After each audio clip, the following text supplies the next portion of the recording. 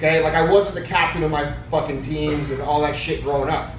I had to learn how to do that, and I did that through reading, observing people who were good leaders, trying to, you know, create my own leadership character and my own style. And so when it comes to attracting good talent and good employees, it's going to come down to your ability to lead and sell the vision of what it is you're trying to do. Because if you can't sell a vision that's big enough for these people to come in underneath and still find success of their own, you're going to have a hard time having great people. Hey, let me just chime in because I've been to his office. He's one of the best I've seen with creating culture. Bro, I'm the best in the world. I don't think. Here's the answer. Here's the answer though, and this will lend to that. You don't. A lot of times you don't find good people, you make them. That's it. And then secondly, if you want to attract good people, then you have to be good people. That's it. So if you work on yourself and become the best is attracted to the best. So work on yourself and the people will come, and quit looking for all these good people. Because there's a strategic, if they're that damn good, they're already working for him anyway. There's a strategic, and I'm not fucking bullshit when I say I'm the best in the world. I've built fucking culture around retail stores where motherfuckers go get tattoos on their fucking head of our logo, okay?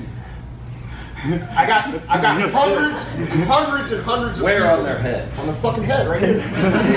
Okay?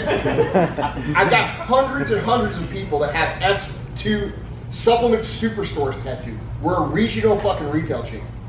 I've got thousands of people that have First Form tattoos, and I don't tell them to go get it. They just get it. Why do they get it? Because they love what the brand stands for. Okay? So there's people think like that culture, because really the answer to what your question is, what I'm getting to, is you've got to purposely create the culture around what it is you're building, okay? And a lot of people think that's an accident, but it's not an accident. It's very strategic on how you do it, and I'll tell you how for $100 grand. No, I'm just kidding. I'll tell you how for free. So, by the way, $100 grand would be worth it. Yeah, I was just gonna say, I was like, I'll tell you the basics of it right now, okay? And this is important shit. One, and my talk at 10X last year was on this. One, you've got to identify the core values that you stand for. All right, what is it that you want your brand to stand for? What is it you want people to think when they see your logo? All right, look at a brand like Harley Davidson. It doesn't matter if you're black, white, gay, man, woman, it doesn't matter. If you ride a fucking Harley and you see another dude riding a Harley, you're bros, okay? So you want to create something that appeals to one of the basic human needs, which is this. People want to be a part of something. Okay, so your business, whatever it might be, has to stand and represent something bigger. And the way that you start to identify that is by defining the core values. We have 11 of them in our company that stand for the behaviors that we're going to represent as a brand.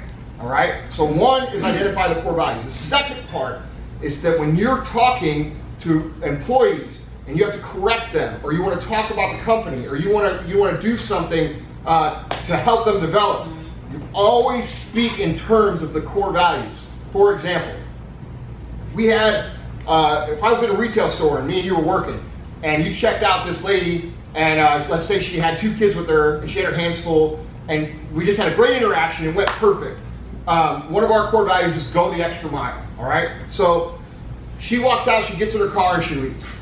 And I'm going to say to you, all right, hey, look, you did a great job, but what could you have done better? And you're probably, because you're not, developed the right way, because I don't know, I thought I did a great job. I say, dude, what if you would have walked that girl out to her car and carried her product for her and helped her get it loaded in her car?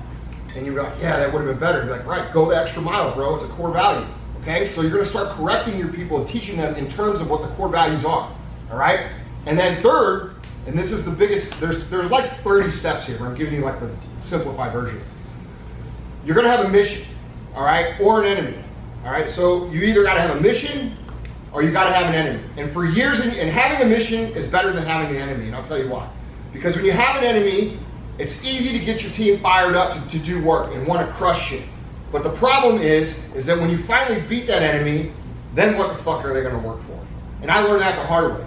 So like when I used to manage our, when we were just retail and not First Form, my objective was always to fucking put the other guys out of business.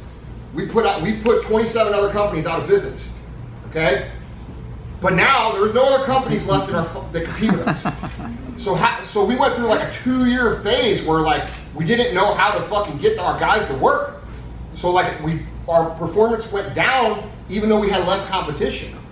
All right. So this is why having a mission is better, because a mission can really never be accomplished.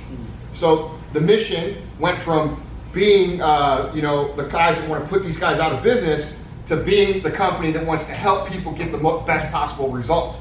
And we start rewarding them on those things, whatever the mission is. You see what I'm saying?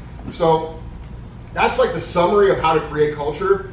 But I mean, it's way more involved, but that's like the basics. So if you create a strong culture that people want to be a part of, you're going to attract good people.